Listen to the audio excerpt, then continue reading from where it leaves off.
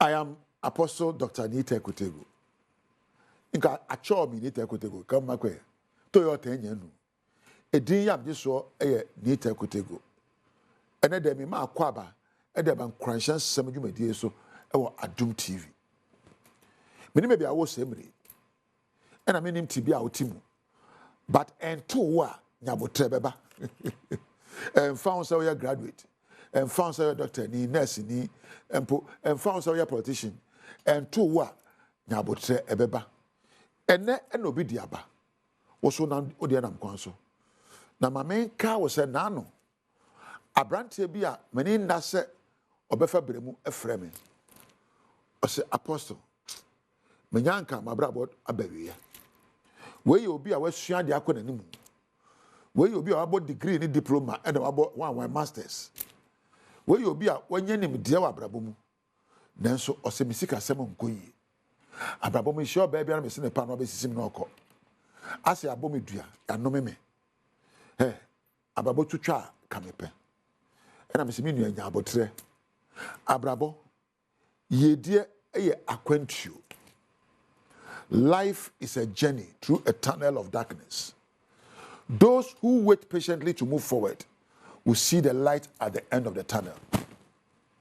Life is a journey through a dark tunnel. Those who inspire themselves to walk through the tunnel and move forward will definitely come to the end of the light. Here, Abrabo and found baby with Rukrachi. Eya no akamia madam fo bi ameja no e wo Israel baby aye friend Joseph hwe osun da ye madachepa na abrabo osesa osun da ye pa na akwansidie eto wo Joseph onuano mo eton no de edi kan wo ne shamra donko no komu eyi ne ton no so akoa okonko asumu e de da sem a onye eto no so wo de sesua e no koda afiase ne nyina mu no no wenda so ena owogidie na ohwe awurade na mre semu no esanse odin sempa to na adwen proso na onye nda so papa na ohye no de nti no na mre so no onya mpagya abrabosa na tie there should be a process, and before the promises come true you be crushed ansa na abrabo ye no ebebubu na mbubu mu no ahode be gira no na be kire se oyo mama Sabi obi ntimi obeko lego na pass awanya nsohwe. Everyone who is in the university right now went through a process. Class 1, class 2, no about to JHS 1, 3, no about SS1, no akona nim. Ye nyina be fam keten. Kwantia ebusuo. Na wo fam yi na wo tehwe na ebi wo de kom na mu ebi wo de obre empaba ekabrabo ho.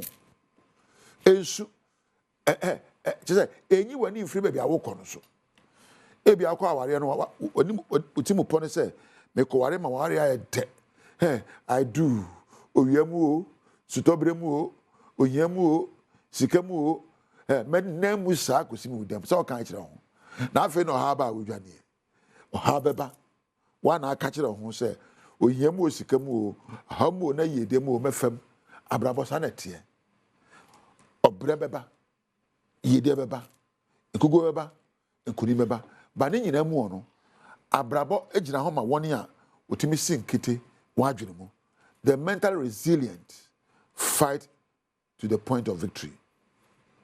You can mental resilient won hwe nya ofa mu no emu abamu wo hwe mu etu ne dini ehua ne free mu ede a odo efiri mu wodi no kura enante na ide safata emfa wo ha ato wo enti emu abamu da ya na asem to wa ensem aka kire ho no na ebu abam ya na ankoyi a ensem wa aka kire ho na enya wo ene dey minim de enura ekobaaye nimni anano ekobaaye but ene dey wanya opportunity to look through life with a new lens of great opportunities, to look to life with a new lens of focus, determination, and positive outlook. And show what I was and Shampa, what that's all. And Shababy, I would say, Shababy, I woke up. Not sure, wouldn't na pensusuye pa na susuye ba etwe ne mapa ebe ho. Positive thinking attracts positive helpers. So when you susuye pa woni a wo ani na so papa twe won aben ho na wo mre so no eye die bedwaro empa bada enyamuda emen kuguo ntu udini na jira kuguo no na ka che ho se ye die mu na mafri abomeni hu ni din se I'm a man and a woman of victor. Aha and pese me no gyan komodie we na me nkura nhye nsema me de bra we woni a eboma chidom a yimedie ba ho no eye eja Isaac eye eja Richmond eye eja Thomas Ade eye eja Weber Frimpong Market na eja Weber Kampadu ko ni abrante Priscilla na empo Adele wonyina sinkonwa ebo me ho ban emadwumade obedu mfie mu a ebiom eye Edmond na Thomas na wotwamfoni eja camera chi na Osmosis na Michael ma me sound wa onya amre hwe media manage ho dodo se onya amre etie mi enti oni onyame entina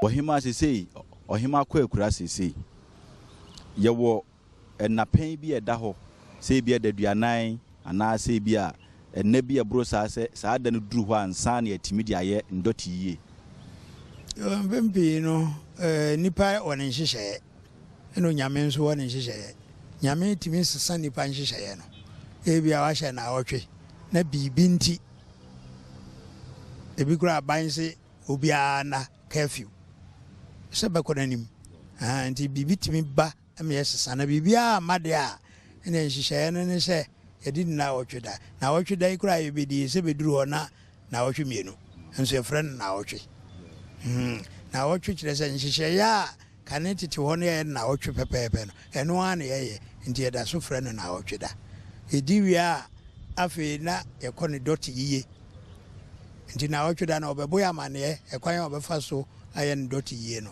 nhyehyeye ba bi kro obeya no eda obeya no eno nso eye nansa oya no wi a afi na openinsi anemu nti openinsi anemu nti yemfa se ye nema ye nhyehyeye na ya na awotwe adaduanan adaduotwe afi anase oha na oha so ni duru no mu de afi na yikura afim na enuru adaduotwe no na de sese oye bia no de yehunu de na waye ekwan be ne fa so yi Asantehemaa afoforo ewo ohine ena omfa ni no mansie se de nhyehyeye no sitie no one ne fiefo ohine wo fie ofirifiem no bedi ohine no one hofo ho anso no beyi ohima afiri ndi se one mo betenase na nhyehyeye bia o bia one ma hyehyeye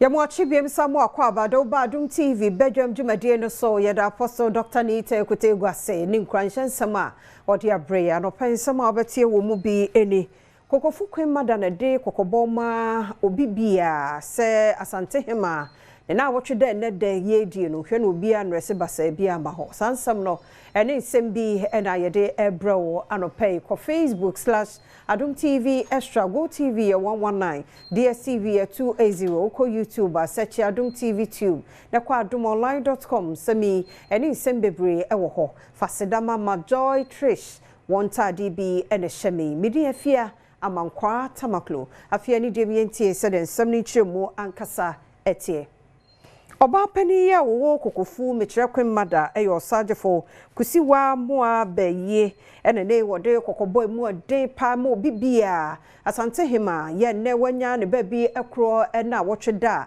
ɛne de yɛ die no obibia hwɛ wanresi dressing basabasa bia amasie mesre ema nyina se omo ba omo nye decent yempese obi be hihye ntade bia ense na emfata ede abaha obi atimi ba ye nyina ye nana ene da fom nti Asantehemaa nyina na de atoye ni na nsuso no se ye ka decency so a ehia pa na chese because sa bread ye bre ye ho ase ede amaye nana na ye dinuni tinya afei na ye be shisha ye mo wira ye neoma shisha ye ne achi abegina gina empabo atintin so bia eba ne sa ade a ene ye maoma enu achi dwadifo ahema ewo Asantehemaa ntem nyina nso ne Adom kase ebonkomo echire mu kwan a wo fa so aye yi no ye nyina ye nim se Asantehemaa mu de ye ka dwa bia ye na Asantehemaa na ne de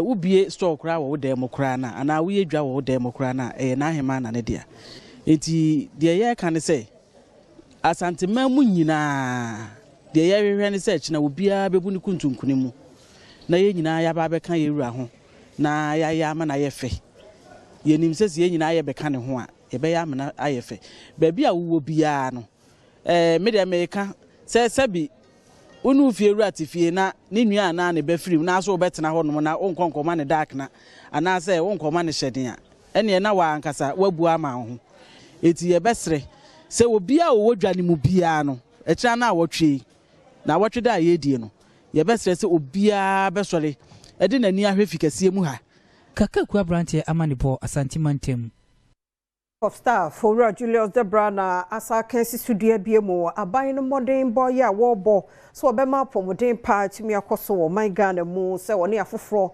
ka bomu na afen so ene AI no edo so bedi akotene e wapomdin mu. We recognize the leadership role EOCO is playing in building bridges between stakeholders, and government stands firmly with you. Together we can make our region stronger, healthier and more resilient. One of the major highlights of this year's Expo is the focus of artificial intelligence in diagnostics and healthcare delivery. This is not just about technology, it is about saving lives. With AI, disease can be detected earlier, diagnosed made more accurately, and treatment delivered more effectively. For communities in rural and undeserved areas, this can be truly transformative. It can close the gap between the urban hospital and the rural clinic.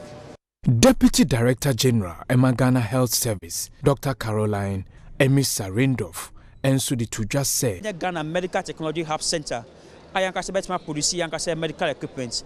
It bet me produce yankasa yendro. It's in just about 30 manufacturers of medicine production. And so you more, even above 100, no to be back Ghana, ebe seti up. Ebe be a nyuma ama team youth no. Ebe sansu ama apomodin and sansu ayeden ay expand. And then you the 16 West African states and about together in the West African sub-region. And you say no, ebe say any hospitals and partner say Kolebu 37 you about together. Now you see AI treatment center. AI treatment center no MBJ doctor no ejuma. Danso eba be complement ama doctor no.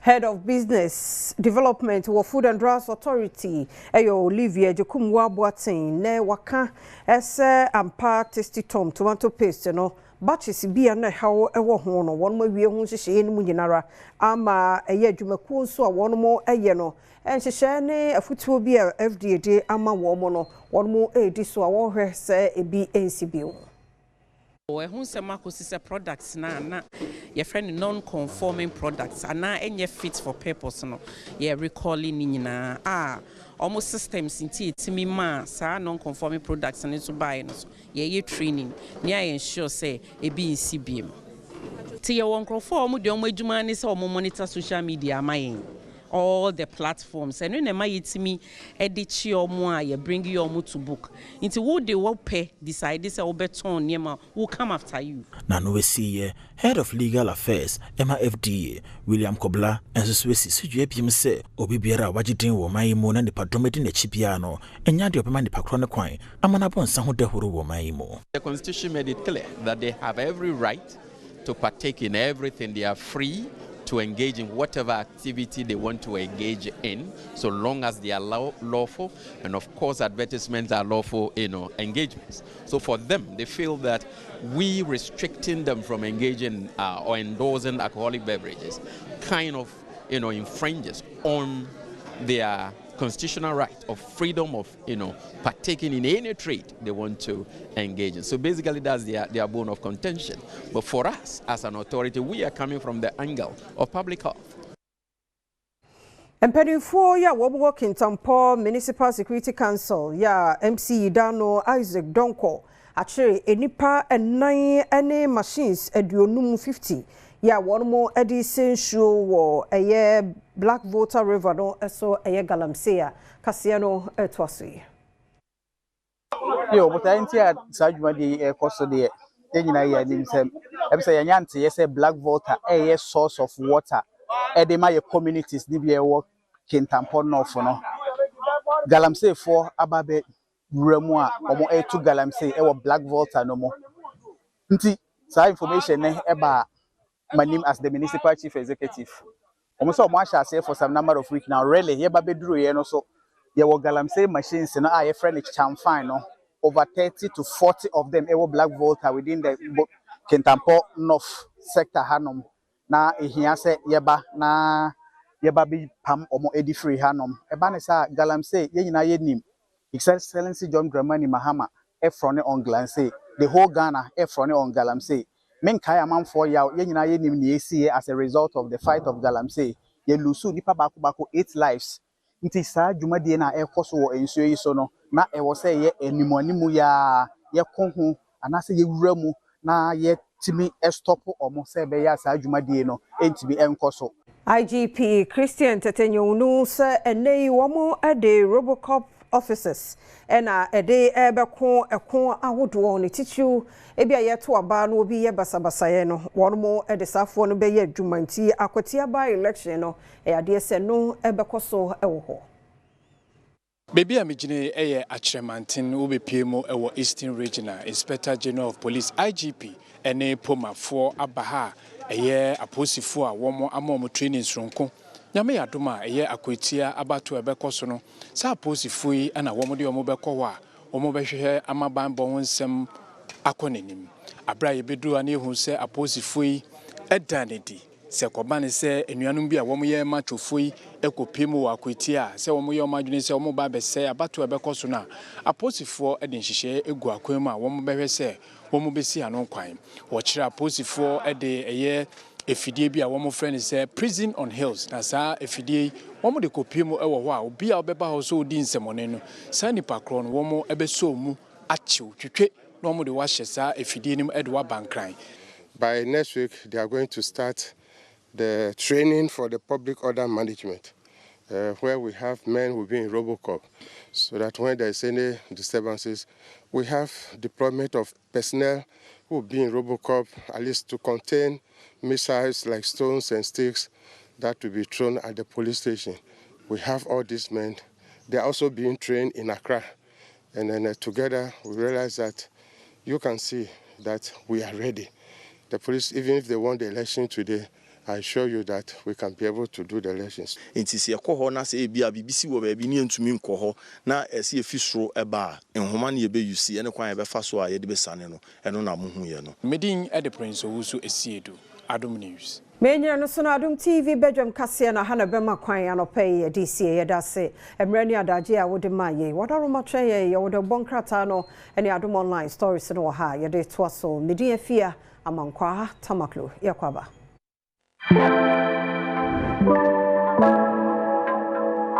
Yensamu akwa babiem na yena wasemra Adom TV Badwam dwumadie no eso yaba 5:30 enwom to no yede ejeje mo bedru 5:45 Apostle Doctor ni tekute goba ye behye yemkrane a yede news no aba asai begina mu de obonkrata no ne Adom online stories no eto so de ama Badwam no ana yasase no yewie a agodie mu nsamo ebeba ahosepe ewo hɔ asemidika na fe pensem interviews bi so ewurura mu afe na chese Badwam show no eno ye de esi 9:20 na 9:25 ti free hɔ dia TV no yempon se de wunimu no Awurade Adom yenkwa ache ye nne nipadua na kwa nyina ye adwuma fasedama no efise sanyo no a nka wonti ase obetimi agye wo sesie betimi ayiwa free hɔ sesie ti so ti ase a ese ya Adom bi keke danase midi afia amankwa tamaklo minora Asantehemaa Benjamin aka Seben Obolodadi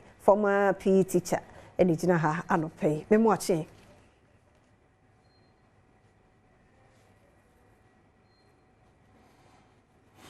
eno ye dia dia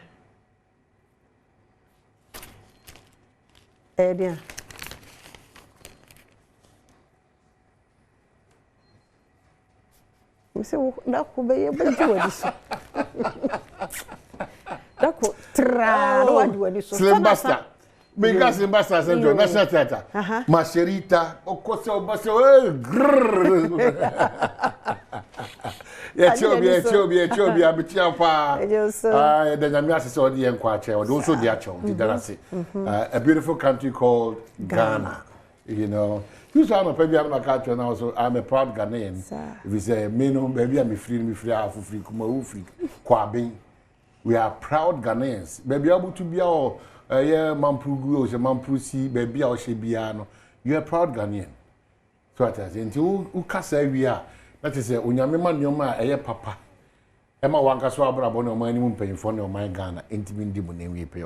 And ne, that be wada. Who's in the midst of all the storms and the challenges? Ogususu Shira Makacho in Shira Yesikan Kwan, Sikakan by Nenonqua, in Shira Nema Bibri. You will honor Unyame Shira Moa, a be a dada aspect. So Yamema that complete in Shirana, Titsu Wapo with Dimonsama. Oh, now you are so excited into the Yamasi. Every step of your way for Asidama Trading Point and Couple. This is your ultimate breakfast show, Badwam, on Adom TV, multi TV. So if you have lines, you're interacting with your viewers and your listeners because it's been a while. 0302-211-701-702-703-704. 0302-211-702-703-704. Also bread any yedin komazi yedin komona ochi mu also pese o kire wadwe ho akwanya no wo ho no ahya no so se ne Asantehemaa ene ne yedin na awotwe da no tie ho nso ampofo je ni team no e wo ho ye wo ho kasa na yede ye ho komo no nso abro ti wo ba bia Asante ne mpotemu ho no dia ye ba pani ba ko ene da fomu ti ye nyina mame ba ko bi ka asem oso nu fierate na bibi etoro se bia ne bibi free mu a se wo ntena ho eso okona akoma ne dark na nti we de Asante ya maame ni mpon ne dafo mu ti o se yekọ cheche abusua we ti unya hu bi afa ho e bia no wa hu otekọkọ so no ha na nso behwe na obi ahu ho da chinti pati ase be de ni nyina nso ebebro e wa ha ti yenso ase well 0302211701 na otwemu nyina nwie ni pay de we nyame adom achi na bade aburu nsem dodo na so ye kasa so bia na wan kasa asemi de wakoma so so ati ase be bia obutu no okay 2 p.m. abade en 2 p.m. yemu ache mu akwaba na je so no ni aba papa bi na mo ho ye de ami adom ye nkwa bibia ye ka o ma hene kwabna Asante na ote won sara me mse oko yi mi bia ba kiki no se training na wo ye training o afia mesrao aya ko chika ka wa asaba be ka jero wa he bia oko peja ne sana wa no panya yes ajire ni so na Babli ka mo ba so mo ma no pa de kra 2 pm de makunyam na me de mo mpo na me kra ni aje na menchi aki mi meyo ayo na buki zuba na Dr. Frank mo ko na NDC chairman na kwesi mini aba me de mesre o se ene die ana Asantehemaa oye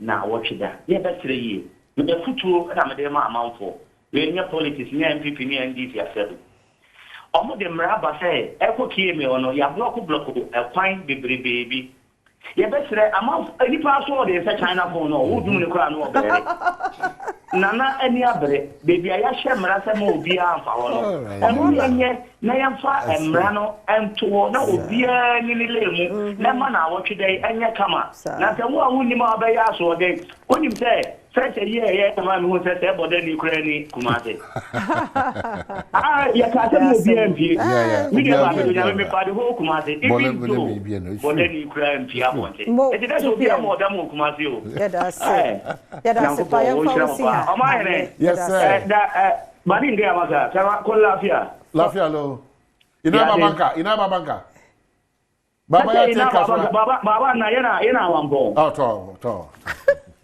kai kuma ina ma tanka wallahi oh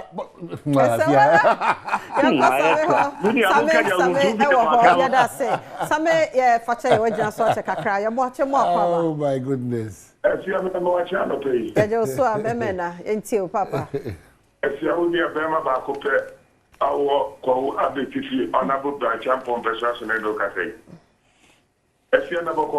Oh,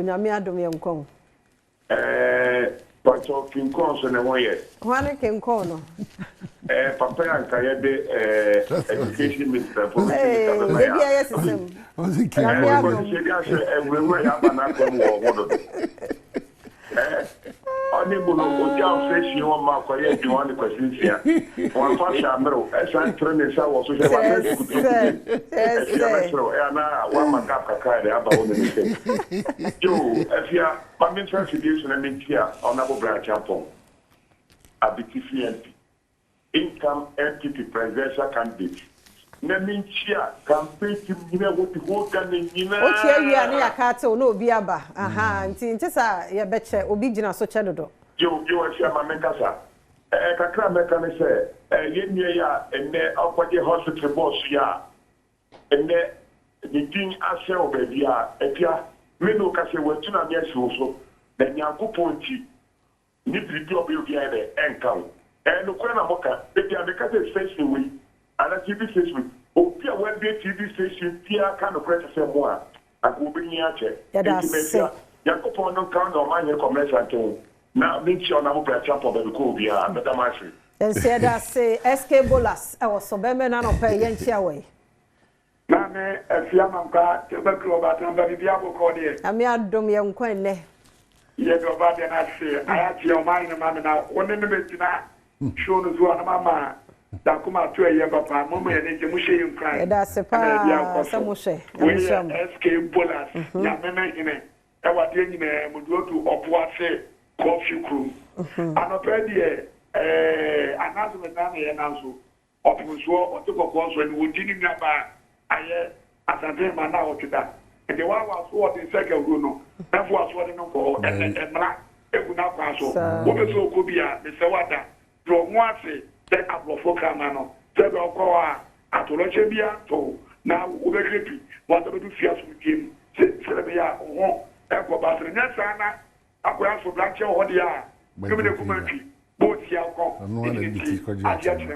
me kwada benchame yempi onabu Emmanuel akosi jamfi odotobri desi konkron weye SK Poland burinya bunyatuma ya se papa pa saka one e woso be me na yenchia we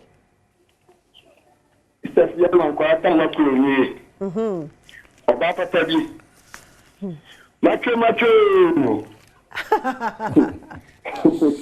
Adom ho de Titi a wa be dia bro a o be ye idie o man so no ya off and I think the ground what do you see I'm body dey na da kapre Titi a you know you say by election kwa no me na me dia ni mo dey ojo bi po oh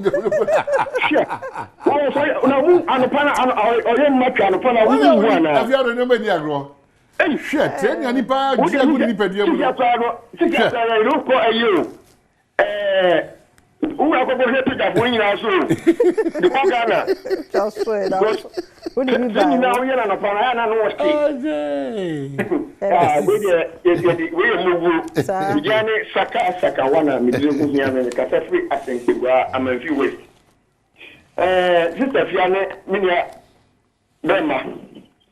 Oh, I think I see it now. Say, yet one because I'm going to see a more cafe.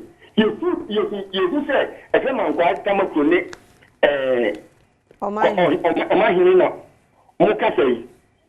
You can a castle, a radio, yes, you remember that you after you see your opportunity committee. Abba. You say you say, a man quite come up to me, and you will have a more idea. I feel to say that. Also, you said to who committee, what I can't say, Tika. Media, me, and you say, minister. A man of facade in the map. A man of facade is Cathay. And we are no Pony for last scholar because almost a big so that me for your watch more. Oh, Tiano, who the Ajasia Catano. Nti facha ye pa eni asomo some much wondering yada say pa kwabna well online back bia nti adomonline.com University of Ghana penifo na ebokoko obi antwene ho free boteman ensase no so nti sa ukodi agro ho mra no bediu nti obi antwene ho no obi emu mfa so boteman and akwache for sunso eni spokesperson government spokesperson and say NDC won't apologize for criticizing Kufuor's luxury jet rentals.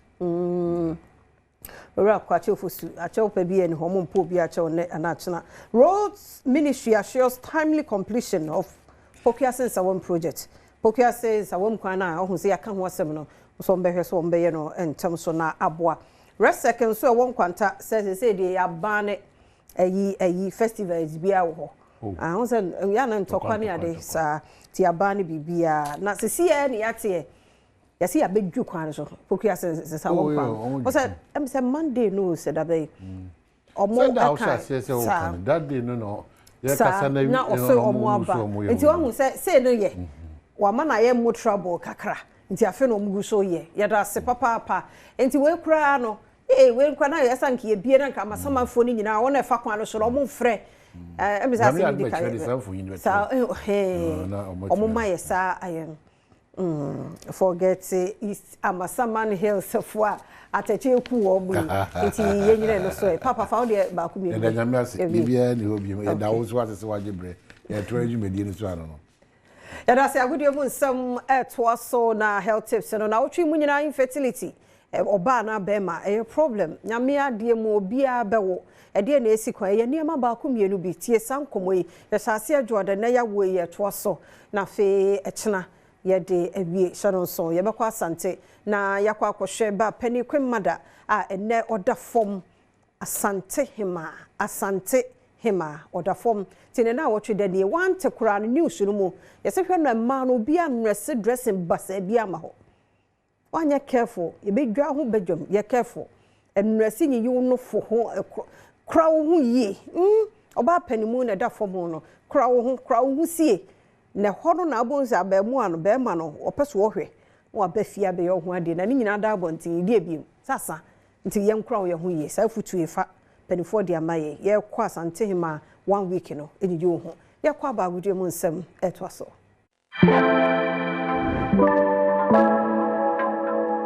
Right, fantastic morning. I'm Rashid. Good evening, 7:12. So, Benjamin will can see some of the dots. So, there's a fantastic hotel. I'm paying you the bro. And when they are connected here by fear and the amanone. But your banner say now your Franco Trading Enterprise phone Papa Fee. What yes, your Concordia day Basanso and the ABC game. Medica catch out that as a Pomodina 5 p.m. Be a Kafaka Kreguso. It is 5 p.m. in Bayentino. Now a Bobe 4:30 or Cormono. Now, Quabias, Webchaka Kregum. Now, what is Kadia Gubo to star 262 hash. Now I pick in 3 letters. Now I take 5 cities. Now we need up to 1 million Ghana cities. And be patcho at 5 p.m. Yeah, draw. And take my ni enko so with my disca. bottom tin twana no pay twana nwumre ko 5 pm hono no ne disika fa go bottom. Yes na no pay so ya ba padi botwa me producer Kejwana Nkasa ne Erica Sienu body mechuska star 281 # select Adom TV ne ma usika kakran fa go bottom star 281 # Adom TV disika fa go bottom. Now me dey Kejwana Nkasa Erica Sienu body be sha say the UEFA Champions League and the Europa League playoff games course on our screen. Sisia no Manchester be a course so no to say yes it be a very shocking Basel and Copenhagen ball 1-1 Bodo Glimt third ball Stamgros 5-0 Celtic ne Kairat so 0-0 Fenerbahce Benfica obianti bi anfa ball anto ne nyonko atin mutishan so afame now Europa League so big games be ababa so now teams be any say and Champions League mo ne be hu mo no so de na mo Europa League dim a chese kwan bia so no ye hwe se be Komijela ne Kos bebo Slovan Bratislava and the Young Boys Maccabi Tel Aviv Dynamo Kiev and ede boni tishan so mama e be di extra ready be call but ya kan sa no me say star 281 # ame mo sika fa ngobotom be patro o select Adom TV na fe wako ade wo kakra koguso na ya ma 1000 Ghana cedis dia go bottom de bia wote say amanfo di wo so betimi ade bi dia go bottom. Yes now ye mo nwra mo wo the Gaka top 4 enra and a shot here was the University of Ghana Stadium. 2 games and a bus. The kind na Kotokoni Gold Stars. Some of the Boanima Gold Stars at Kotokoni EOCO. Then in the evening at 6 p.m. House of Oak, as we done and I saw a Egumu at the Hearts of Lions. Young rest any matches Nisikoe. A bit apart, but we'll see who is a bit stronger here and a chance for Albert Tama with a run, a chance for Kotoko now. Can he get it to shoot? And it's a goal! Albert Amoa!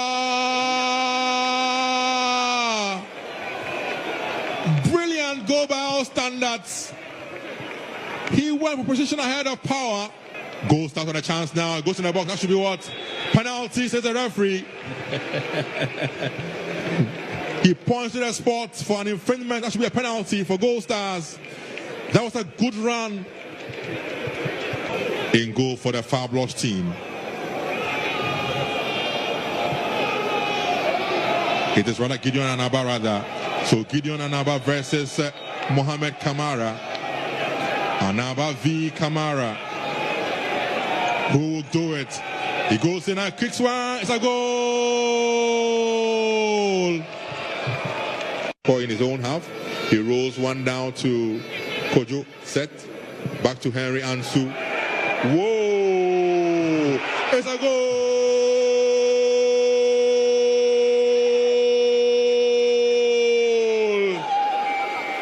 What a howler! Henry Ansu puts the ball in his own net. Bringing for Hearts of Oak together with Ransford Mensah. Mensah and Jamina will try and orchestrate some magical moves for the Phobians. Can they work some magic? Jamina leaves it for Mensah. Comes in a good one.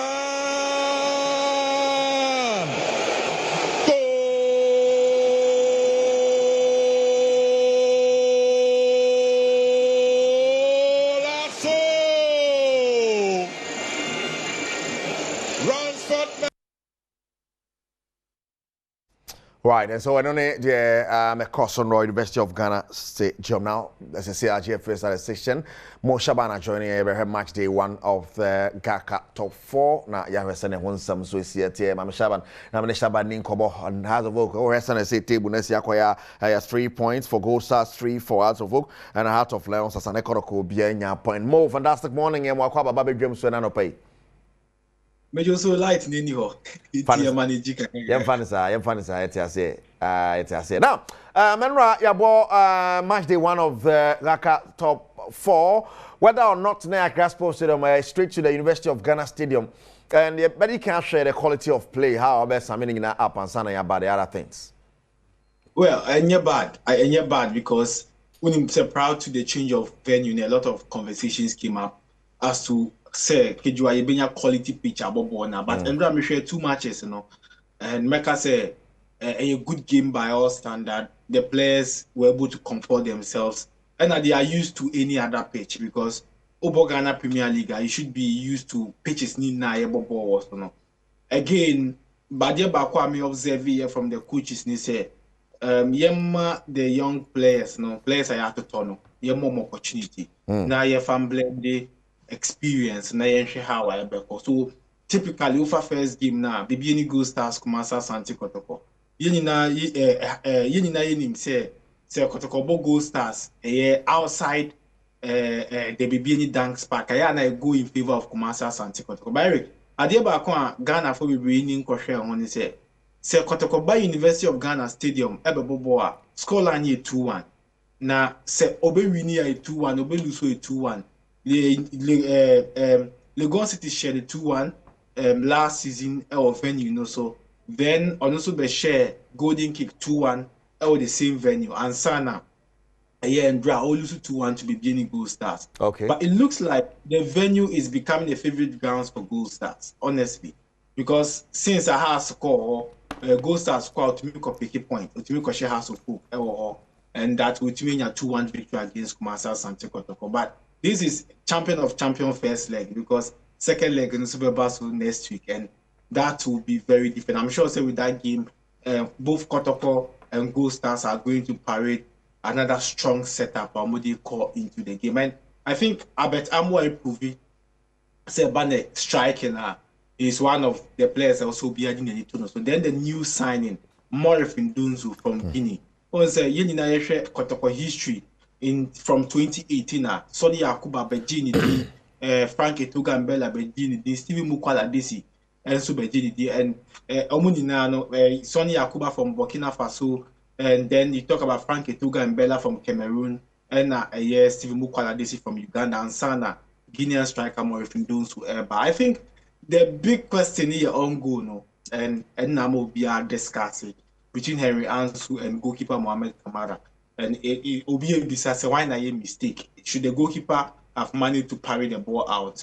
Or then I will say Henry Ansu, a share pass, normal correct pass. We are in the at 6 p.m.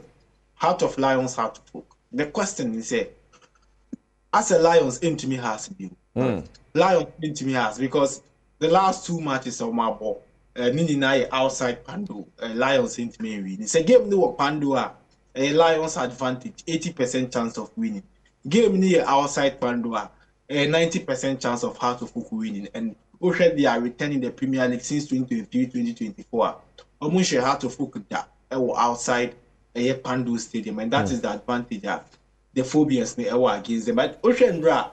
This Germany parody a different setup, a new team, Heart of Lions as well, and that is where we saw Freeman, the Liberian international, and then Sogli and Soba Ebejini. He played very well for Heart of Lions.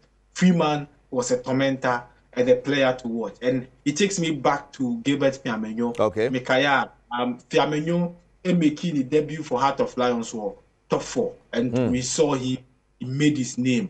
And then we are having Freeman from Liberia. But Abraham said, "We're going to realize that." Okay. To the Ghana Premier League, it will be a surprise. Then they go from Ransford Mensa. Obekaya last year, Obo has has ni team. Or the same goal. Into that angle in Kwadia. Ransford knows how to put the ball at the back of the net. It was a good game for both sides. Lions dominated. Heart of Oak wanted the win. We saw Abdul Karim, new signing from Heart of Oak, Rocky Dramina, and the first start as Heart of Oak player. And like I said, has a building consistency because 2 games, 2 clean sheets, and then 3 goals scored. No, an impressive record. Unfortunately, their strikers, Frank Ebula Duku and Hamza Issa, failed to get a goal, and maybe it is something that the coach is going to look at. But we have Friday, and then the difference, you know. So I'm sure a lot of teams know me parody new set of players until the last day where Heart of Oak will play Kotoko. Well, Mohamed Asa, but that goal, that Heart of Oak goal, the controversy is a own goal. It be say Ransford Neshe. From where you sit, a own goal, and I say Ransford Neshe because it looks like the defender needs to tip him here. Yes, so a effort from the left back, but a defender needs to tip him here, which makes it an own goal. But credits to Ransford. But Eric, I did about Yadribaso. It's a guy cut off where he produced 1 goals in 2 matches, 2 own goals, 2 from 2 good centre backs. It is Heart of Lions, then Henry Ansu. What do you say? Henry Ansu Krano, since Karim Zitubai on Fadim Diagro. And then Ebenezer Aban. For 2 seasons, he's captain out of Lions in the Premier League. He's not made any move. And that tells you the quality of war. He's represented Ghana at the national level. So for me, a on go, but efforts from Ransford Mensah. Sometimes you to me discuss your on go. I'm on the referees need the abaso go ni kwa the aba player. So let's see. Maybe and then Gaka penifobit me the abase. And as a referee, because the goal has been credited to the player from his effort. And I say it still stands as an on goal. Well, Mo, you better ask for your time this morning. I competition. I see the more I better about how I know pressure my man for the EOCO. Wow. Mo Shaban, GFA statistician. Now, what's in Cassie and no action come on the Gaka for and run a shot. So far, but the table that to draw at the amount. A goal stars 3 points, other folk 3 points. Lions, Kodoko will be at any points. Anymore. Now, you zoom straight into action and wouldn't say a damn program no bad and then some get to Accra. But before I make on a match of 1,000 Ghana cities, they go bottom star 281 hash select Adom TV. Now they can go see beside here. Strategic 10, 25, 3, 3, 5, 10, 10. Aha. Maybe in my 1,000 they go bottom to Tamuchukupa, me mouseka. Make us say an uchagum. Make us say no chagum. Maybe we na Kwambias where this guy at the agu bottom or sabre with me in the studio. A large Faisal of Nima Club. Makanda Medamia show first. Now, Damino, yes, not when you say, boy, we are no be a quacoda. When me knew be out on Damia so chalampoa. I don't know what kind of point me aha, they say they call a different level, and I know and some na large Faisal Ababa coming one, a bit on come on, Jaquaba. Not be fine. Naminado. Yeah, the radiasi. So far competition no echo saying it's a whole Nima club, right? Yes, yeah. Okay. Competition boy my update of the Amoyeno.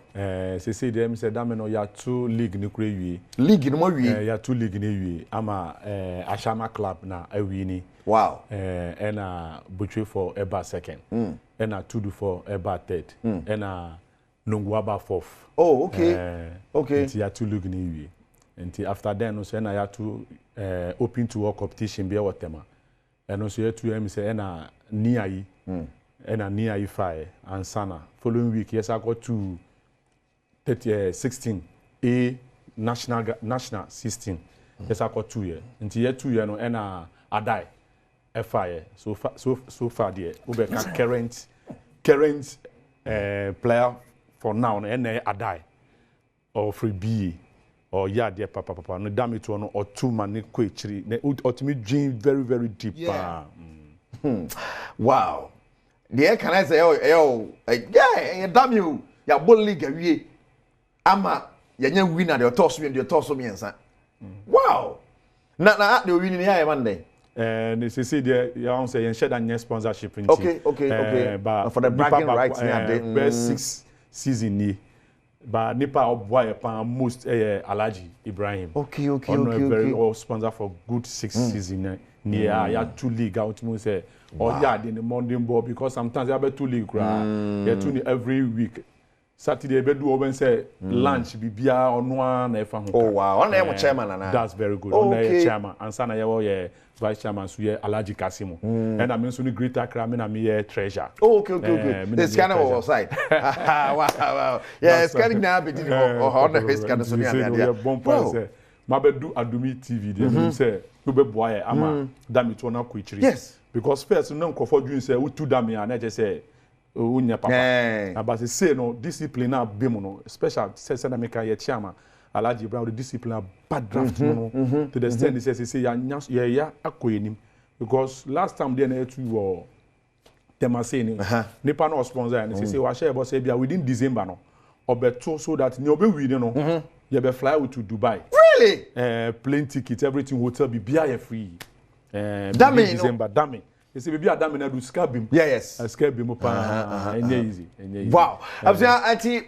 There's a new show at Basso Adom TV. So damn. These are clubs that established clubs are almost to damn in the diet. All can league some the show and the competition. I will do more year. If you do Dubai, some no crab piano. Now Adom TV show near damn it. Maybe son how ready they are. Kwambia so amodi ho babeshim September and Adom TV show no baso ne ade Alaji how ready are you Adom TV dey na dey bai say ready one say your programs no do so in terms say last time na any producers ne be kasa no and then some man share your date time, you know, because your program for the league, gala, knockout, any all the sentences are matches ni beko, you were open to your gala, you were onampo, ni na a doors unti. He say, yeah, I was say, your program no, na mamu data, enko affect ABI, yeah, dates na your program no, and so ya two aso from her. And he say, damn it, obia onim say utu dameno, but we need that because. Eni jabum ana scabe mo pa. Wow. First beat it ni there, sorry any there. Na ni eti ni se utu dam ya chale u ya kwadwo. Kwadwo ye. Ba se say there enti sabiu. Na ema to bi na me mape. Oh, edi so be say mba to dam. Edi mpa. Me magro. Be magro. But one say you see bibia bema betimi bibia no oba betimi ye nje say ne mba no de enye me wan say that ni ya beti say mba no so tv nje say organization abamu asigasam kakra abamu Adom TV so de ne ho agimu ni I'm sure say this baba ma be support o mukunu nim na okunu boda me na ogirachi na mo okunu fans atum say e be ko yi pa ni ade which mo organization de mo ye bia ni Adom TV de e ba ni ade mo ankasa mo de yi so no so bi pesa one mo edin sa so anamba be na obeti my friend numbers the doors. Maybe I met me the as a mino. How do you know 0244 384461. And I say 05339 539 550. You to bona bobo na bia na obi tro. 0244 38 44 61. And I say 0539 550. Me deno so ye Faisal Husseini. Greater Accra draft treasure no. Yes. No. We just getting that bad. Fred, why we every person change will be send up person do ho ejimu ni ade na they will be ready to assist you send about kan ho. O last words be ade be kan wan san yakwa. Me last words I be kan say me making sure say you try say e be do mrebi kura na aban kura de ho an be there. E be sports na that de no ho be jim. Yes. So that do international kura na Ghana e be ko because nan say no to say dami two for no dami two for no to dami omo doso and obia ni e breeze up say o to dami no. Okay. Your players are your A, your B. A and B ni pene but C ni there share dan but ye ka A na omo there. Omo na ye top ni aba B. Exactly. Say u ka Ghana be A ta A no omo ho. Sir na B for and as I say no ye two league no ya 2A ya 2B and I had 2A. Until B for no, I just say no, we did first and second. No, next year no, omuko 2A. And I had 2A no, so no more we no, me no so bad. You deport on my back. Until they say that many there. But Obeba, as I said, who bother than answer with my vision. Oh, by be out to na obi a recommend you say oh, we are there. Until now, ma, upesa 2B there na, ebe ma obe to justify. Say performance no to be famous. And sana yama what to be no. It's been with the performance no. So also ya there na asa there there. Adi wako A. Wow. Because ada ya mika na asem no or B. Or ba no krese be to justify B. They say B na to justify no obu obia. And also no way or heavy player. And then you call A. A no so no yet two for so many years no. Wa call finance to obia. But net time na Abu National na hano. But say no was steady Abu National who Abu National games na say ni na Abu bread because last final on Abu na 2 and obo Abu 5-1 and all the G. Oh, so the kaka no e bad din. So Nima club. Yeah. Nima more ready for that no. Nima bless your pa. Pleasure ho. Sir, pleasure ho pa. Shopa. That be na ni to heading. Easy. Easy sasa mo to pie na keke. Who say you to be say o juma bi simple by the mouth. And I normally want so be to na uchi na tiri a pa. But na afa we. Afu ni so. Calculation na. Very very serious calculation. And the most important ni say unu obi to da me na e ya dwendwen no. Utumi kan be 3 steps na u show bi o kan 4 ahead na just say deeper no ultimate no no fast and obi so kind 5 steps ahead na just say ono so o wenim sa na ekoso did the more ultimate really deeper no and na ebo the before nipa na be pia kwa what ready so pia to amene kwa wow and emre bi no so ne da me ye tu I won say first net time nim but say ye the time abaho nti ye ma obi a minute for a push nti unye faster the bia so say try 1 minute debi 1 minute be so pia Until you two are referees one. Referee, until you two are do 30 seconds, I'll let you 30 seconds. In the 30 seconds, you do say referee train. Until I do 50, I know I started 50. I know 51, 52, I do 60 pen on to. Now I say no, we lose that particular game. Wow. That me no. As I quite say when that no. So, Malaji Faisal, I say pa. Na say no go for bomb to me ama. Me myself my ready. Damn me na no dey. One more club dey on board no kwam jom din. Na Adom TV dey by na. So cham chuku September ye jai ye ni ase na kese pa Adom TV. So be head damn ye Philippa Adom TV. So na esa wo hwe no ne ade ade a. Obusia sabre yenti si na me 1,000 and sana ya feed damn in someone so ne ade a and me catch us kakra gum. I'm 1,000 cities na fa twa what tie damn wo a feel. Oh na ma sama 1,000 no dey so na bibia timi akoye star 281 hash Adom TV 1,000 Ghana cedis for you and Thursday so weekend eba weekend eba nti kwan bia so me 1,000 so muje star 281 hash Adom TV now 543211 I win 1,000 ni wo masu hey where wow 0559067 something 0559067 something. That's ready.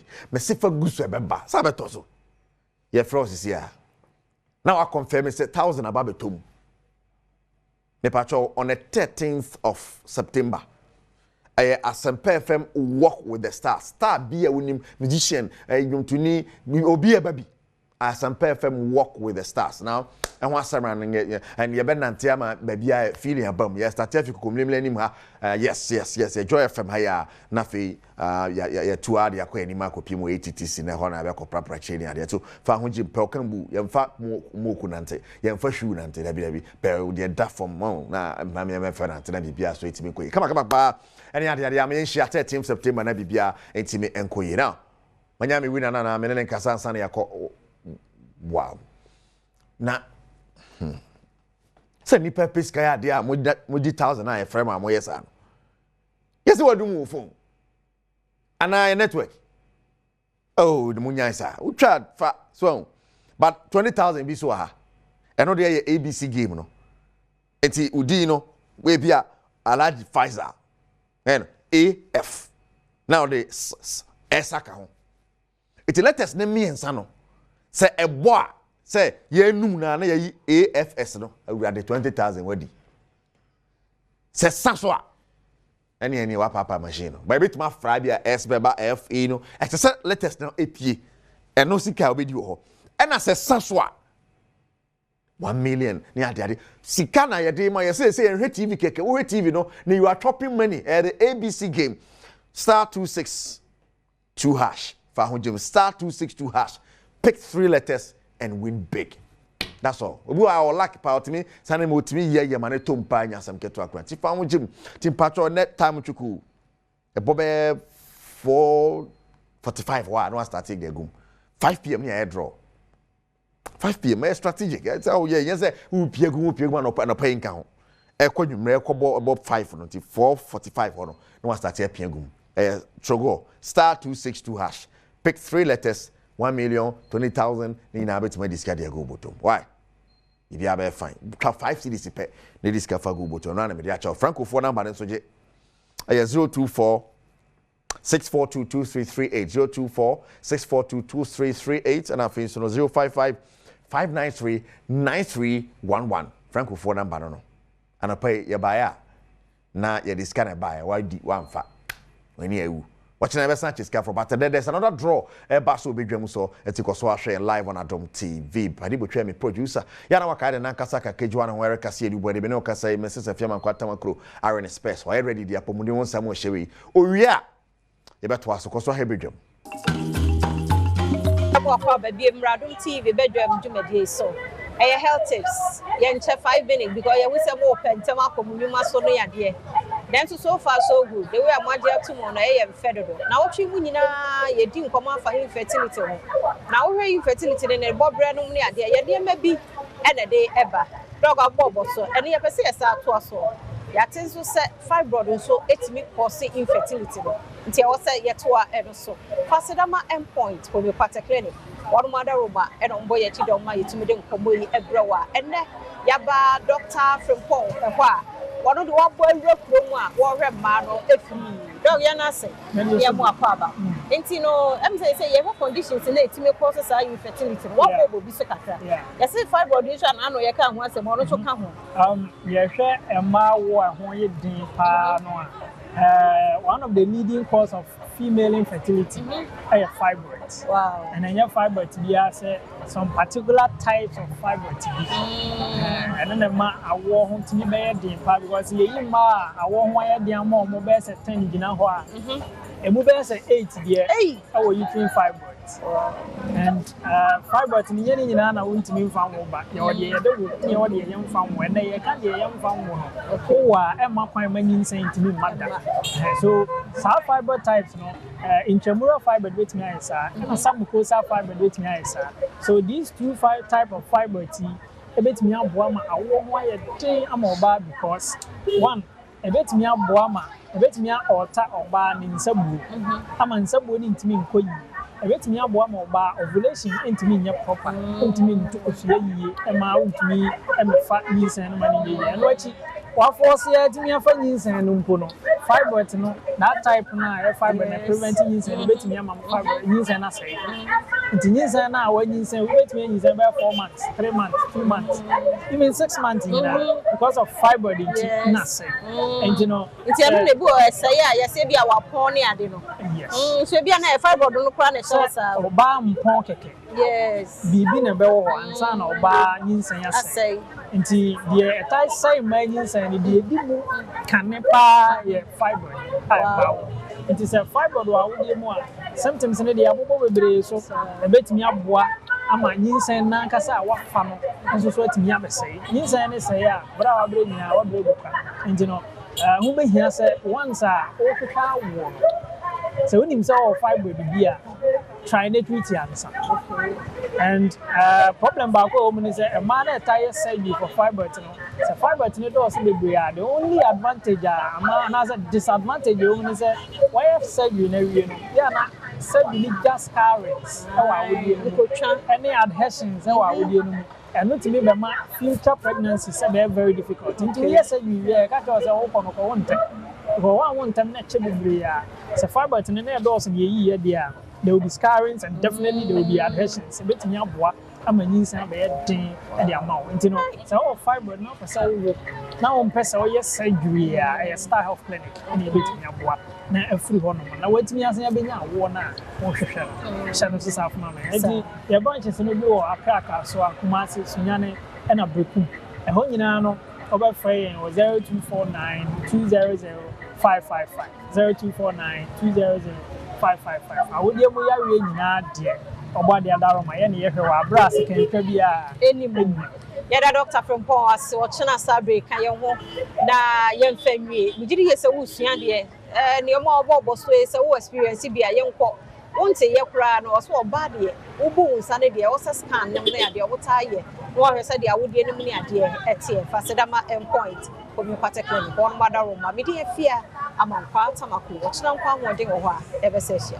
Yada say, yan some cover Adom TV, Badwam Jumadino, so Yada say, now what you more dear so near Tana health tipsy, say we tieni. Say we be cross, I quay war, when you pedred mammy, a show some come ye di, offer dog, nafe, what to me a wall. Say to me the health tips, no, a brewer, a endpoint, homeopathic clinic.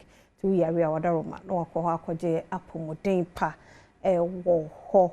Na ene ya way de give us for ba, but boy you know, ya wo drama so, ye, we nipedwe mono, ye no one baby do ho enkomo, ya bibi draw dear, untime ento tono say. Wa untime nkwa ye demo, ti ja nim de fo yi ko o makeka bom, na ye drew am ye to me anom. Ti give us enkomodi ye wia. Wafre number no emo akwabe ibi abokode Dr. Kwabin so ya me adom ne ho ye pa ya watchia number ye Adom ma ehwenu e wadwama so yo me da se ebusia ene ahwefo ene anope ma me mfa nchi akase ya fa mamo emra fidi kase so ene anope emra wi do se me no mienu ye bedi ya pomodin ho enkomo Give Us Herbal Center ya nkofa ba ne ye na anofo Dr. Solomon Kwabi ene yɛde nkyia kɛseɛ etumi ɛde mamo ene anope na me bacho na anope no ma me no endi ne titro ɛyɛ emma no yɛnsɛm buo ho enkomo ene anope obi wo ha wo hwɛ me obi wo ha wo tie me sɛ yɛ ni nuaba sɛ ɔyɛ ɔno ankasa ne dɔfo sɛ ɛyɛ na damfo bi da bia na ɔne ne di nkomo ɔse o kwadwo kwasi ebre wiedru sɛ mabu minsa ebre wiedru sɛ makonfikyira na ho akɔ den e de ama me yie pa na ne nyina mu wɔ san fikyikomu wɔ no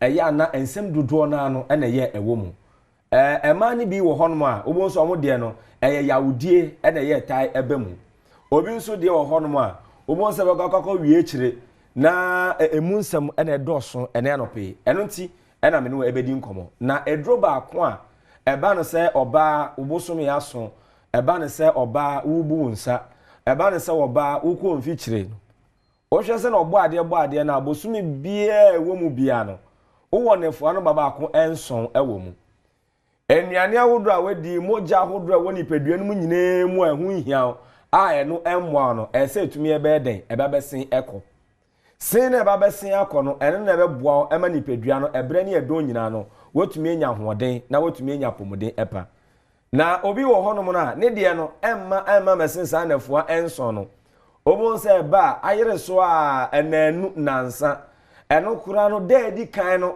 ɛna obon sɛ aba pa ne ɛtɔ so mienu na asɔko ne ɛtɔ da ɛtɔ so miensa no na ɛsɛ emu sɛ wese na de bia wɔdenam bisa sɛ ɛnafua ahodo na aka no mogya fin na ɛwɔ nipadua no mu sɛ ba bɛsen no ɛhe na ɛkɔ ɛhe na ɛwɔ ɛdeɛ nso ɛne nsonsanso nso a ɛyɛ ɛde bre nipadua no ɛno na bo sɛ saa mogya ahodo na aka no na wa wodeɛ na no onipadua no mu no na wa akɔpɛ baabi atɛ obo sɛ bre a wo hyɛ so na wuntu ho anamo na ebre ne edo nyinaa no yɛ nso ɛyɛ de ɛbɛba o mi de ɛyɛ normal o 3 days de ɛyɛ mepatwo na wudi nipadua ne nya obo sɛ bɛkɔ wie kye na wa wodeɛ na mo nyinaa saa mogya fi no akɔbɔ ɛyi ɛkan sɛ akɔkɔ gu hɔ no bebree na ɛba bɛdu baabi na afɛ de awɔ ho kra bɛyɛ den aba bɛyɛ den ɛde ama wo ɛno na Givers Eba Center yɛ ne wɔ ɛka sɛ mɛntwɛn ɛma saa abrɛ no endu enti wɔ ba wu ko fikyire anasa wu bu nsa na enu enefua nson amro so kura no enye enu ene nsia na enson no apreprekyire kura enu odi ne enanu ne nansa mepacho tuhanamo Bora Herbal Shop bi ene anope wo hweme na wo tie mi pharmaceutical shop bebi aton aduro man ka ne mu bia no mepacho kona kope Givers Eba mixture enam hama dubinani di nsia ho do Dr. Solomon Kwabi enam abafu nimde ni suehu kwansunti no saa moja na aya apo ana entumi ma mese na ka wuntini no mu na ekwakọ sisisi wawode na no nyina no ebacho ebeboa ema ni nyina anane ema na ba besen ede akọ na nipedua no etumi enya hoden na wawo ho na wawode ho nso no enkonkọfa nsonso so bo ne bia den entumi emfa mmerem obi de eno no na obi nso de wo honom na obi nso ne de ebeba o na mo yawudie obi wɔ no wɔ adwuma mu sɛ wɔ fie na wɔ nyanche na ɔdun sɛ ne nipadua ne nisu ɛne n'anim dua nyinaa sesa ohun a obadwin sɛ wɔ mu na ɛnyɛ mu na wɔ mu na saa brɛ no ne saa dɔn no nea ɔfɛ mu no ɛno na ɛtete no ɛno ne yɛ kan sɛ ɛne mmerɛ mu mɛntwɛn sɛ ehunse buo mu ɛde yawdie ba bɛbrɛw ma de bia na wusu ɛne abosome bɛso afi na wo beyi dede na wo bekike mu brono empatemu efie adwuma mu awo obi kura wa adwuma mu a saa bosome ne so wa ya ato aso ntino ene week e wo menim mi ma adwuma ene week wo ni mi mpie na o hyede mu enti wo ansa mo ato ne din yes ono kwa no wo nya mpie yi wo nya mba adwuma yi ene jama na ade no aba me pa cho mentwen emen no emma meduso kona kope Givers Herbal Mixture edupe bi ewo Herbal Shop pharmaceutical shop licensed chemical shop na mpacho na to nanom na emwe ni pedua no bia ma no guso America se ya unti bibia so bepese oni yebedi nkomo a me bacho ahoma no na egu kasafo ni neni no 0543 22 24 70 0543 22 24 70 ofa sese ya na ofre ya ye no obedi nkomo na sane ya wo de ne eyew sane ya etie no wetumi akyerɛkyerɛ mu ne ya kyerɛ akwan ne akwanyasa nso a wobetumi afa so anom aduro no obi nso de ɔhɔ no ma obo se beba pa nanso na mogya no enie ye tu na mogya no ebubu apɔ ɛna edi gu mu eba akyɛw ensese mogya efi ni pedua no mu ba no eye tu ensese mogya oba nso ubu nsa no ensese ebubu apɔ ekoba ne saa na eye ni pedua no ɛna edi nsonso asobɔ ne ɛde ebrɛw enti no kɔna kɔpɛ give us aba mixture na kɔnonom ɛbɛboa ɛma mogya na aboa apɔ ne nyina no ɛbɛnane no ɛma mogya no eni etumi ate na ayɛ kama wohu enti me ba cho sɛ o niema mabowa wo so nyina no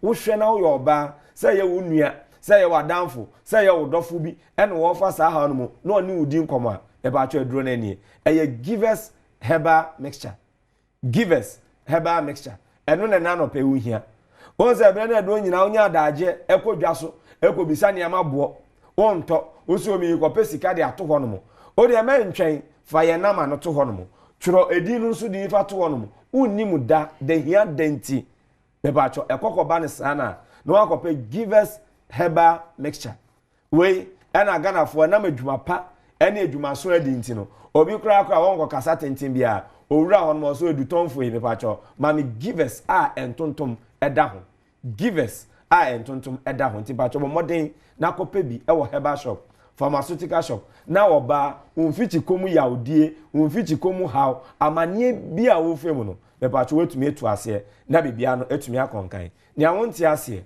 ahomatrofo no eye 0543 222470 0543 222470 na bepacho na ko tobi nanom we eye givers GC mixture and afi ne capsules we no eye mienu eti me pacho ukoton so abomoden se obeto ni mienu eye ni nsuo na afi ne topaye be me bia wo hwe me na no pe ya wo tie mi na wo honomo na ebre na edo nyina no tajun so tenten ojun so twa no ene ho ya ba asem ene me ne wo kase ya me betena se be sime ewotwe ekọ ne nkroya mu ene na wakotire abetire saa entwa se ba ne saa me pa twa bomoden ne tu anamo wa Johnson tentem wo so wa tie ya ni titiri obi wo no ma obaga na ma no nsuo bebre da bi enye ne saa so wo saa how na we draw here na no pay eye givers GC mixture ena me pa twa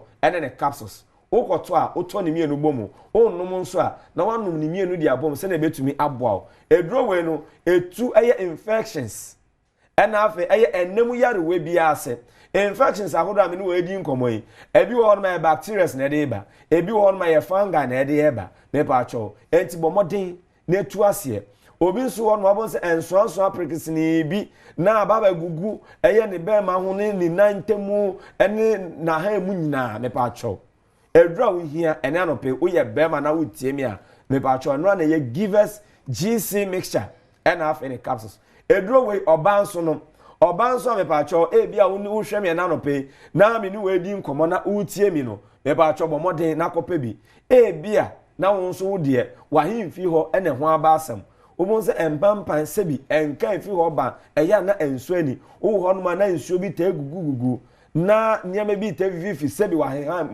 wo se ede eba no we draw here na no pay eye givers GC mixture and afa ne capsules na wetumi akononom na aboa edrenye na ewo herbal shop pharmaceutical shop licensed chemical shop and am pa cho baby eton aduro ewo man Ghana mu bia bo modern akope bi ni awonti ase enkyeremu bi a ope na obepese oni ye bedi hu nkomo no be pa cho frɛ yen ewo 0543 222470 0543 222470 now only give us herbal center any enupe ya abedwaman so ebia open the so ponso etu aton a be pa cho eye 0543 222470 na me pa cho oni yen eni nkomo yada givers herbal center for say enenso waba bechiri munuro no nia etumi ye woni pedue mu wada wo mafa ebi ene ya nkan de fa number no na ofre bibi a kire wadwe a na woni Dr. Penny akasa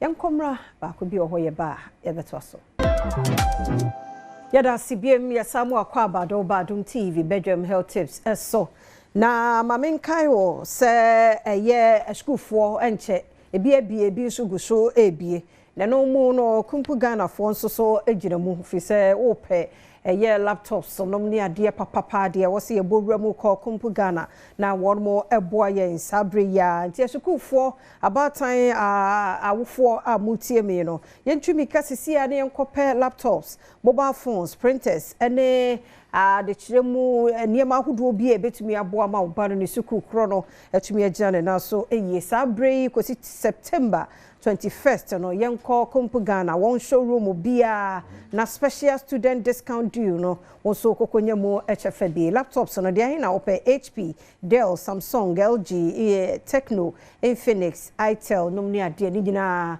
yenko kumpu Ghana ubenya bi ewo ho na dia eni kakra ne se laptop no 3500 euro each bibia bi won research na wopesa o projector na wopesa o de laptop chese bibia yenko kumpu Ghana na yenko pe bi won showrooms ni nyina no ane online ubowura hon ma obenya bi online no ye www.kumpugana.com bibia che wadwon won ye makan hu a for 0302 752020 0302 752020 and our WhatsApp number 0243 143143 0243 143143 na woni kumpu Ghana mpanifo akasa de du so no Adom Herbal Center na abai abna aginadwa woni yebedi nkomo ahwe nuo no ene ne ye nipadua ne mu memo akwa abai bibia boko de eda se papa wadaroma ye hwese de nuo no ewo adwama so ebusia no pay me din check say if na Adom Herbal Center ebo bibia o hwe anope na Adom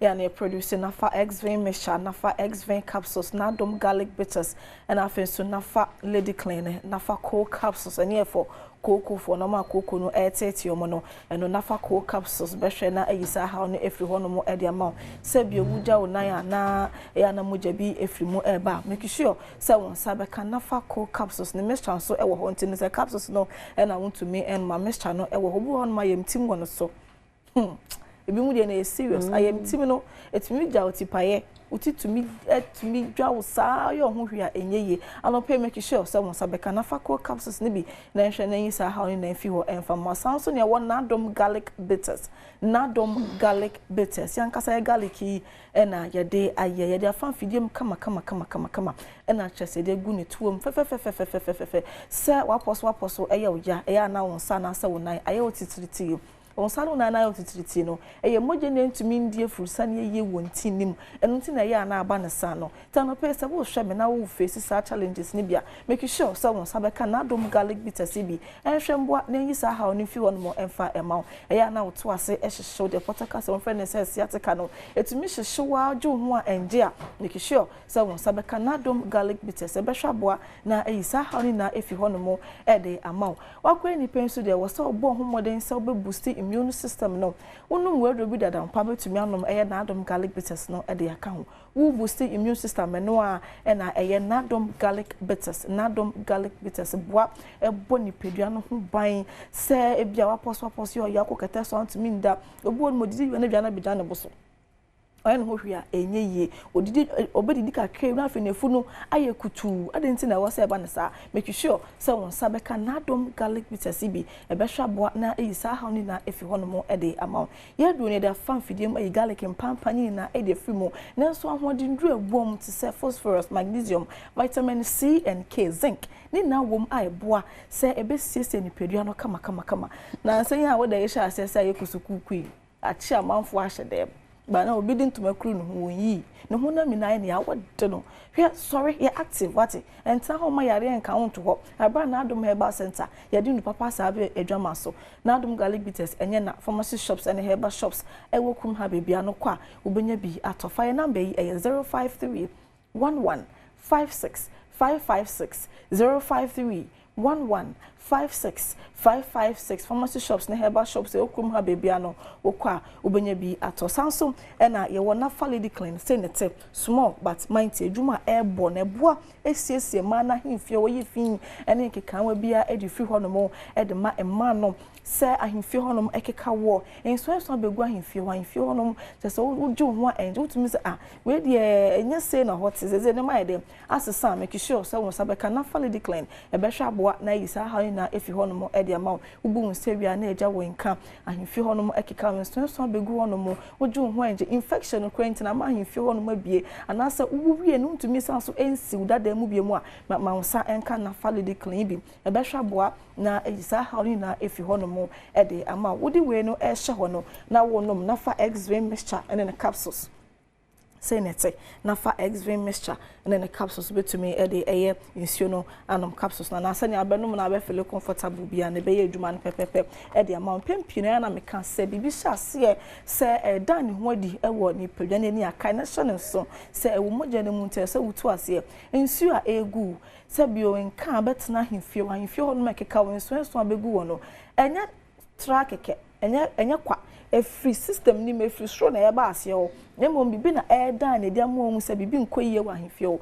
ente no sa no benom na fa X-ray mixture na capsules no na de wo system nim ni na akla bibia e de fi ho no mo e de manti man de mu hia combo miensa we na fa Lady Clean na fa X-ray mixture na na capsules combo miensa e be ye adwuma no kama e de amabate me ma ne de mu hia we no we nka mu de no we for man nko a enti mema no kodwonso na wote ya ko den fichu so kodwonso menua be ma be chimachimachem say ye den na dwonso no e ma be ba mpo a either say nsu fita bi de akire ba na say moja bi e de akire e ba woto akra to say unya burning sensation bi e wo be menimet na wona nya hwe ha because urinary tract infections me che UTI no tentina ho a ba ko show rubber e ma na nya too late sisi a wote make sure say won sabe kana fa X-ray mixture and the capsules e be boa na etu infection asini na e de ama obo be ka so sab na signs and symptoms aboboss mi ni bi eto da infection at mid den ho sie en wakwa ni pain so nkwa den trauma yare mba asa no abo ho ban okwa wo be ye wo se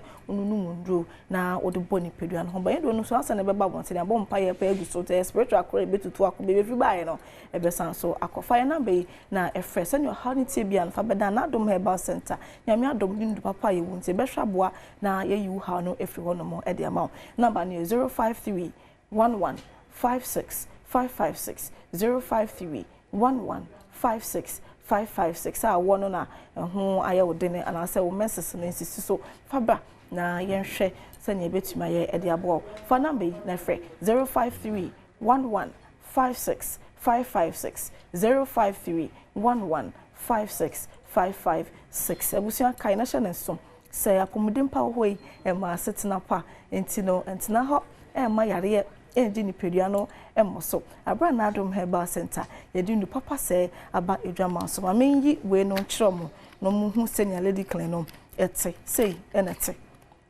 sei nete tino behwe kakra egu eya asawa nim obi won mo ya haba mo no ontumi fa nhye ho tuntumi fa nhye ho no ma wo hwe egu asawa nim na ndie wa squeeze ya liquid no ede go be sese ho no kama ede amount tin dem bi kan no so ho keka wan so abegu ho no mo sin ka bi fi ho no mo eba e be hwa aboa na yisa ha na efi ho no mo ede ma se we da no so munya ekusukuku usi panties na underwear na sanwa bo ho modern say obeto because infection no sometimes we pay to miss wenya e de fro we use washroom no so either so a man no obetumi de tissue no hu obetumi de bia papa no na de bia de atare e ya hemfie ho no kama sane we use wa nsuo no en splash engu ho no na nkonya infection mema no so obetumi obema no obetumi kita na so obetumi de ayi ne bi e tissue ne bi e de afa ho sane a unkotiti infection obi akodwo so egu ho na se owo infection a Johnson no say bia aso water closet na no nti say obema no to ano abetumi anya bi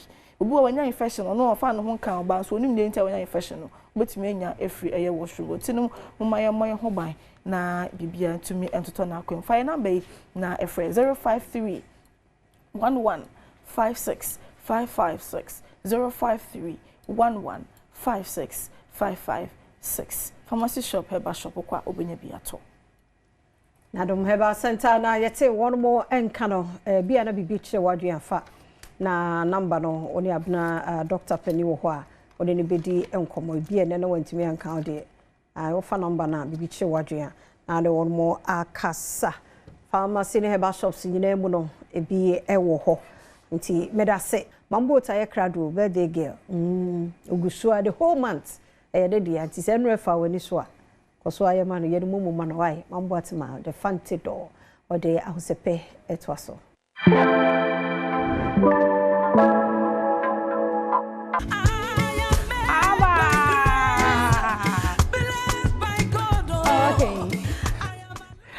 It's a no new one cry for Tiaroba PSA Esther also the Nyamije try na pebia hu na Nyamiye Sanyaminya wan penko teza na Nyamiye anyumiye da papa no munsam na azingina no Muslim birthday no ma dance zingin into na nyumize personally marankasa ma adopt nyum na Esther nyum na ente ya he ente nyum no pocho costume platforms ni nyina do PSA Esther Nyamiye a type papa nyum na baba nyum na ye kama papa no da no trend into no se inte inkenkete nyum na za no na wo pe ni nyiga na ha join the trail Nyamiye na Nyami beye amahen da nyina nso video no so ye kama papa video no ye kama into no PSA michiao anepe okonsonko do indugana mayente wonka na yembo nkomo ho na ada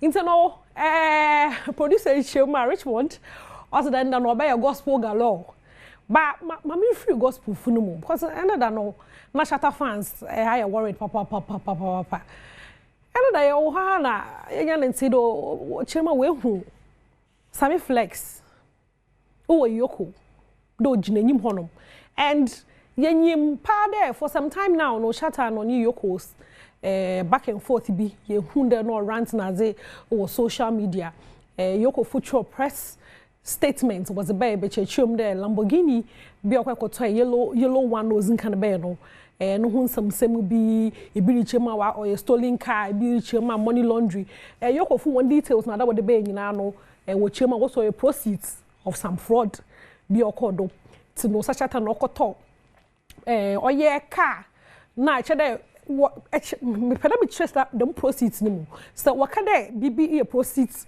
of fraud chede obi no waka no fraud ena sika no so nta ye wo chicham wo de bi ye businesses na ade nti ebia na nyimpa no porton car na Shatta koto car no wo de nyimpa no ho asasa nti no it could be anything but sisi ama yenyim there Shatta wo EOCO for wana kechi na Samuel atubia ba ono ye Sammy Flex ono no kasa ezema Shatta Wale no oye nka no oye manager basisi ano ono no ye PRO o kasa ezema no na da obebe chirum dampa se ye hu no EOCO enyim honom za oye no kwa Shatta we detain no e wo honom na mbom tina most monkofro ka de Shatta koto stolen car no enja dam na asam na tekra oba live because opede ye hu za no record so ntino oba live be church asem no kakra tino say ebia intim record na de bia tin Shatta anya understanding of the record na for sure Shatta ne PRO enye Sammy Flex Rabaka zo record no for sure interrogation and everything. Shatta Wale is not involved in any money laundering, just as some people are putting out. Those are lies, total falsehood. They are not true. Shatta Wale is not involved in any money laundering. Shatta Wale has not involved himself in any criminal act, as some news portals, some credible news portals are putting out. They are all falsehood. They are all lies. Shatta Wale has not involved himself with any. Appointed in many of them. Joy FM or Joy News, I saw their card, the kind of lies they are putting out, GH1, the kind of lies they are putting out. I'm here wondering, so what is their interest? For the individuals on Twitter, on X, on Facebook, who are doing it, yeah, they can do it. Some of them, they have agenda like anti-Shatta, so to them, anytime something comes around the name Shatta, you know they will come around to full. This whole EOCO yellow Lamborghini saga. And according to him, when he bought this car and he was using it as his thing, reports came from EOCO that the car was linked to Konadu Yiadom, who is the National Signals Bureau boss, former boss, who is also dealing with the law over issues of state funds and all those things. Of course, when it was linked to him, Shatta proved to EOCO that no, this car, I bought it. Papers are here with me and all that. So initial stages, that was what was done. Into no Sammy Flex again na or can join news. Oh, brother. And why Kiasana Chim there is linked to. So what can there money laundry? Can be linked to money laundering. So no has a marriage as I join news has nothing against Shatta Wale. Uncle Sammy. Yeah, Uncle some people go away. Shatta fans nada into no. Me Adam atasa. Into no story no. Yes, the chiripa papa. You mu binom yende. Cause ya bompe pa de za Shatta rukumbiano. Nyame mbwa na yenti bibia se kle na bibia se ampampa do onyi hohwea untum na onje no ho free zoro kodo na ase because oya homte kakra streets no yerehwe zoro kodo pa na still on Shatta Wale no for some time now me hu do onye emoji beat where back and forth be brentabani chioma Shatta akoto no nyom ama some catalog fu bi na some bebre or make sika wo ho and ehwe mo production there sika na Shatta zo total Lamborghini ne kra no ohu no oyedam na nyom na zo onye na ye na albums bi na za wa ye ya order the streaming platforms na za Shatta wakoto for 25 years ana oze da mazo no na obandam no na ye mu bi no bisa na dam music catalog na na what to no ya baze and why there enyuma ya ye ndada don koflo to ajizi a comedian now so no boy no or a very intelligent pa and some socials no dana muhu or richum this is how the music business no yen tasi wo krom hade masa people are cashing out nti Shatta so also cash out a jinizati nti how be yente no my yente ajizi obechechim mbra waya wotum na aga the sika na from anyum to na anyuma agbadada don how be ye benyi sika no say ajizi na mbra they can cook way. I see so many things that go on for the timeline, most especially, they say, Wale go sell in music 25 years and but most people know they understand this. Music business, if you don't understand, you don't go understand, well lie. But man, I know the same like that too. See, a lot of artists sell them, and of course nowadays also, a lot of artists sell them a catalog, a lot. But I think we say, the music, with business and music, it be business, right? And it be commodity as a eduane.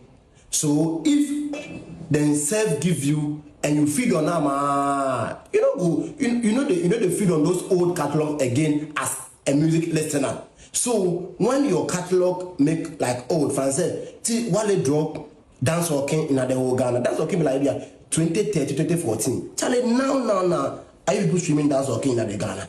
No. So if some label come say you won't buy those catalog, bro, if you sit on those catalog for 25 years, you know we'll get 25 million, you know get anything because in value, no they work for Ghana again. So when they come, then they can't buy your old catalog, like Ebia Sakode has those one, we know they listen them now. So the people they can't buy her, then they go another market where they never hear this your record for them. Go activate them for them, activate them.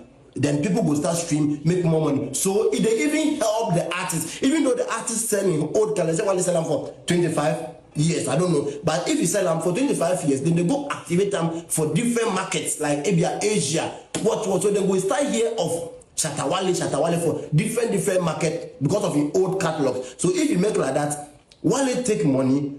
If you go take do work, of course, it'll be your new works if you do, and new listeners will come your social media platform.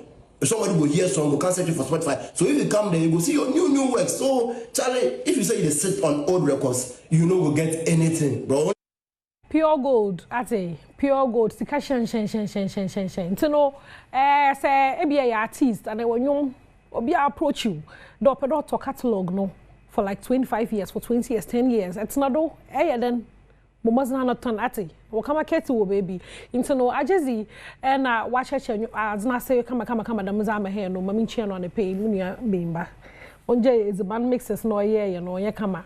Now ye free on way make sure then the more gospel funumu or a throwback Thursday. More celebrate Selena Boatin. But before that, no, now if you had no hits FM. Now or church most more exercises now they have on body shame and now oh mother. Oh you guy crowd I'll make Selena Boatin. Nah him. So you don't regret anything? No. Like you like the ones like say obi crowd body shame me say. And no cry my manager more. Yeah. Emma, we need you more. Manage you more. Oh, how? One who sent me is so tough. Very nice woman. Yeah, and I will come. I have everything. Yes. Nyami Adom me who me mobo. Watch me be and I will come once them. Into my we need you more. Emma manage it. Into your one kind of more. But some time ago, me who now so called Jim. I said, Jim, I'm not going to slim. It was an advice from a doctor. Said, Mommy, do exercise for your health's sake. But say me is slim. No. Say, oh, be quite Jim. No, I cause slim. Me motive no yes to slim. I do motive there. Me motive say me nyapum the energy, strength to minister. Yeah. But still oko. I me go so, and I mean just so that. Oko like how long? How many days in a week? Okay, never say a week. No, me me ako be 3 wom. To cut 3 wom. Right, 3 days. And to call it a treadmill. Me a treadmill no more. Treadmill no more, and I'm a boss skipping so. And boss skipping? Yes. I was gym. Wow. Me want a instructor. Oh. And me picture that day me be ya. And you catch a instructor and say, "Oh, they are losing weight." Oh, I'm aware. Me real man no say abo was so no best. Oh no, so best. In chatty. Also pigeon that in pigeon feed that. I slim and I'm home tell you they healthy. A boy, mommy. A boy cholesterol system in pigeon does that. Okay, beautiful woman. Marceli. Hey, famomo, fatromo. Abasa. Anentu. Tire. Hey, enka so bia no hati. Me pe wo energy no, the way eremo bia nka wo hyefomu no. Ma salute one pay. Me mo bia dem reti bia no. E fe wonya me nwodo. Ma ohia pa nyi dem exercise na say na 3 times a week. I mean exercise no 5 minutes a week ground mother. We ho ano. Now with this body, a lift. Na me sure mo ahonzen na tum na exercise adwuma no kwejiri mama ate. Na Mr. Dandem pede me celebrate no throwback Thursday no mzema Selena Boatin mo bano nyom dada okro. Na yaka strong voices pa in the gospel industry. Selena Boatin one of them. No voice no. Na hit songs is that back to back. Back in the days no matter who are you and what are you? Selena Boatin jananda. Just there. Many more I don't know combo for more. Hefa no wait no. But otum no papa. Into no madam for pano. Hey, Bonisa. Bonisa chema me throwback ni later. Nta Adam for pano ntwan kakra. On ntwan kakra na me friend Selena hono na me best no call medical ho. Medical new song na or town na or trend na obi a shoulder or chairman na basali him. I want a new free na abasa no him. Hey, settings. Asa, te out MDKI na embrace here. And said Auntie Bia na o the shoulder by him shoulder kwase. Wa hwe kwase. O ka kire. Da bi wo so ka kire. Da bi person ti fu out. Koye pa. It's been how many weeks now? Like 3 weeks ago. Emma is a woman. It's then his part shoulder. Na me hasi my Betty me here studio. To me and you do baby now say my shoulder and I'm there. Na my Betty na inspire. Then I tell you no one Betty no who say we the men fast Shatta and a big strap and count. So the new movie no. I am alive pa. Tina omumi enu na fata say omitimi a blessing you so mama.